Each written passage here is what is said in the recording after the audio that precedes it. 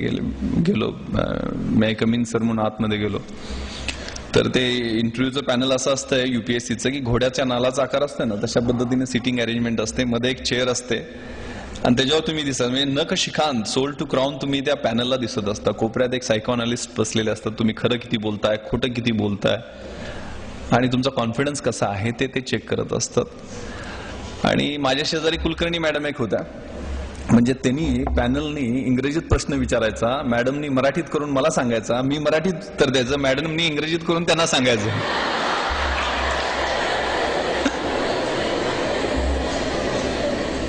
अशी दळबद्री परिस्थिती.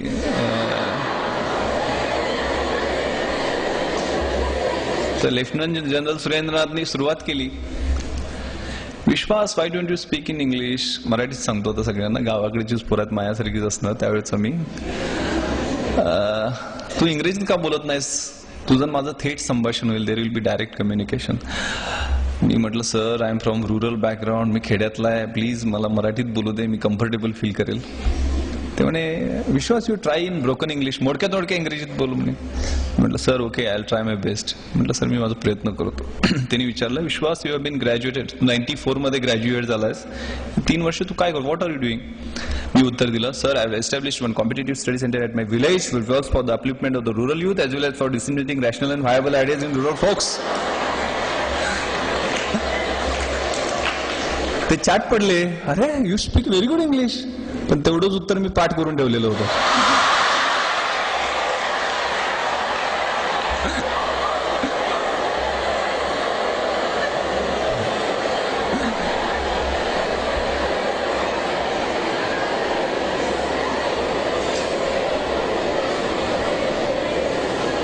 कारण ग्रॅज्युएट झाल्यानंतर 2-3 वर्ष काय करतो, सगळ्यांना प्रश्न विचारतात, मलाही विचारणार, मला माहित होतं, त्यामुळे पाठ करून ठेवलेलं होतं.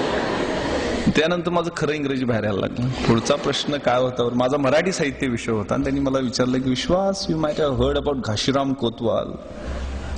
घाशीराम कोतवाल बद्दल ऐकलं असशील, वाय इट वॉज कंट्रोवर्सी, वादग्रस्त का झालेलं होतं. मी उत्तर दिलं sir Ghashiram Kotwal was drama written by Vijay Tendulkar and it was controversial because Nana Fadnis was shown as behind women person. आता त्यांना बिहाइंड वुमेनचा अर्थच कळेल ना. मग त्या मॅडमनं मी सांगितलं स्त्रीलंपटचं भाषांतर करून द्या, मग त्यांनी वुमनायझर म्हणून भाषांतर, म्हणजे असं माझं जमेल तसं पुढे ढकलायला लागला. पण माझ्या एरिया ऑफ इंटरेस्ट मध्ये ज्या वेळेला इंटरव्ह्यू आला, माझा छंद जो होता तो organising rural youth for mass development, ग्रामीण भागातील युवकांचं रचनात्मक कार्यक्रमांसाठी संघटन. आणि त्यासाठी मी सगळ्या गोष्टी खेड्यातल्या असल्यामुळं खेड्यातल्या गोष्टी स्वतः केलेल्या होत्या. मला ग्रामीण भागातले प्रश्न चांगल्या पद्धतीनं माहित होते, त्यामुळे जमेल तशी माझा युपीएससीतनं आयपीएसचा इंटरव्ह्यू असो किंवा एमपीएससीतनं डेप्टी कलेक्टरचा असो, विक्रीकर निरीक्षकचा असो किंवा कुठलाही असो, मला पुढचे प्रश्न काय विचारणार हे माहीत असायचं. कारण मी त्याचा प्लॅन केलेला होता, आपल्याला याचा सब क्वेश्चन्स हा असू शकतो, शूटिंगच्या संदर्भात सगळी तयारी केलेली होती. त्यामुळे मला सगळे प्रश्न उपप्रश्न जे अपेक्षित होते ते विचारले गेले, जसे जमतील तसे मराठी हिंदी इंग्रजीत ते प्रश्नांची उत्तरं मी दिली. शेवटचा प्रश्न त्यांनी विचारला होता तो खूप मला महत्वाचा वाटतो आणि मला त्यांनी मार्क जास्त दिले असतील असं वाटतं. त्यांनी हिंदीत विचारलेलं होतं लेफ्टनंट जनरल सुरेंद्रनाथनी की विश्वास इस दुनिया में तुम क्यों आए, इस दुनिया में आने का तुम्हारा मकसद क्या. तर काय उत्तर, मी तर स्वतःहून आलेलं नाही, आई वडिलांनी आणलं. काय उत्तर द्यावं, काय म्हणजे कलेक्टर झालो तर ग्रामीण भागातले प्रश्न सोडवेन, लोकांच्या समस्या सोडवेन, गरिबांचे अश्रू पुसण्याचं काम करेन, असं काहीतरी उत्तर दिलं असतं तर ते बोगस नकली वाटलं असतं. मी क्षणभर माझ्या भूतकाळाकडे पाहिलं, मला बाहेर बसलेला आनंद दिसला, तो इंटरव्ह्यूसाठी आलेला होता. भूतकाळाकडे पाहिलं, पूर्ण भूतकाळाचं पुनर्विलोकन केलं आणि उत्तर दिलं sir I have come here to struggle. मी या ठिकाणी संघर्ष करायला आलोय, आतापर्यंत प्रतिकूल परिस्थितीशी संघर्ष करत इथपर्यंत पोहोचलोय आणि इथं तुम्ही मला जर सिस्टम मध्ये येण्याची संधी दिली तर सिस्टम मधल्या वाईट गोष्टींच्या विरुद्ध संघर्ष करायची इच्छा आहे. ते उत्तर त्यांना अपील झालं. आणि ज्या ठिकाणी मी म्हटलं होतं ना मग अशी विकास जैन, अमेरिकेतली बीटेक MMS हायली क्वालिफाईड, मी BA इतिहास शिवाजी विद्यापीठ कोल्हापूर, तो हायली क्वालिफाईड मुलगा, त्याला पहिला प्रश्न विचारला की तू अमेरिकेतली 2 लाख रुपये पर महिन्याची नोकरी सोडून इथं 10,000 रुपये पर महिन्याची नोकरी पकडायला कशासाठी आलास.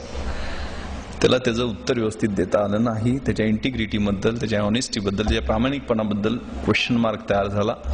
आणि पुढचे त्याला प्रश्न विचारले की तुझ्या टाईममध्ये इन्ग्रेडियंट्स कोणते आहेत, त्यात नायलॉन किती % आहे, पॉलिस्टर कसं किती % आहे, मग ते टेरिलिन कसं बनवतात. म्हणजे अतिशय इरिलेव्हंट असंबद्ध प्रश्न त्याला विचारले गेले आणि जाणीवपूर्वक त्याचा इंटरव्ह्यू फ्लॉप करण्यात आला.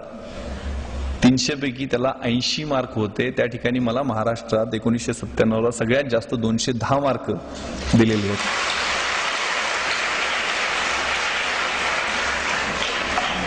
सांगण्याचा उद्देश एवढाच आहे, झाकली मूठ 1.25 लाखाची ठेवू नका. ओपन अप, बी पॉझिटिव्ह. आपल्यामध्ये असते ते, आपल्यामध्ये पोटेन्शियल असतं. एका अणूमध्ये जर विश्व उद्ध्वस्त करण्याची शक्ती असेल तर आपल्याला 2 हात, 2 पाय, 2 डोळे, सगळं चांगलं फिट शरीर दिलेलं आहे. अभ्यास करून कुणाच्या अंगाला भोकं पडलेत किंवा कोण मेलाय असं मी काय ऐकलेलं नाहीये. ही संधी आहे. जसं जमेल तसं प्रामाणिकपणे सांगत गेलो आणि यश मिळत गेलं. त्यामुळं हा वेळ आहे ना, हा खूप महत्वाचा आहे. तुमच्या आयुष्यातला कन्स्ट्रक्टिव्ह पिरियड आहे. मात्र इथं वळणही वेगळं लागू शकतं. या वयात अनेक काय म्हणतात ते 16 वर्ष धोक्याचं, आपण चुकीच्या मार्गालाही जाऊ शकतो. एखादी चमकणारी गोष्ट असते, चकाकणारी गोष्ट असते, आपल्याला वाटतं ते सोनं आहे. आपण जवळ जातो, त्याला हात लावतो, ती काच असते. कधीतरी ती काच लागते हाताला, जखम होते, त्याची जखमेची मोठी जखम होते, चिघळते, तिचं गँग्रीन होतं आणि आयुष्य कधी उद्ध्वस्त होतं कळत सुद्धा नाही. थोडंसं सावधान. अगदी काय सदासेवी अरण्य तारुण्य काळी करण्याची आवश्यकता नाहीये.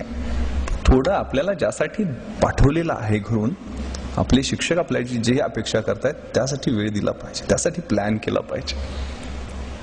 एक चांगला शेर मला SMS वरती पाठवलेला होता कुणीतरी परवा, खूप चांगला, कि मंजिलें उन्हीं को मिलती है जिनके सपनों में जान होती है, यूं ही पंख होने से कुछ भी नहीं होता, हौसलों से उड़ान होती है.